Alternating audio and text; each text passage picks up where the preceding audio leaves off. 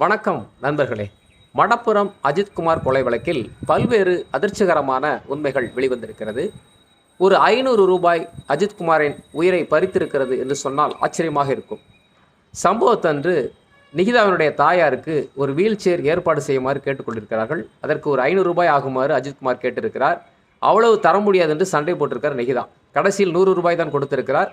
மேலும் சண்டை வலுத்தது போக உன்னை என்ன செய்கிறேன் பார் என்று சொல்லிவிட்டு சென்றிருக்கிறார். அது மட்டுமல்ல, இந்த நிகிதாவின் மேல் பல்வேறு மோசடி வழக்குகள் திருமங்கலம் காவல் நிலையத்தில் பதியப்பட்டிருக்கிறது. அவருடைய தந்தை ஒரு ஓய்வு பெற்ற சப் கலெக்டர்.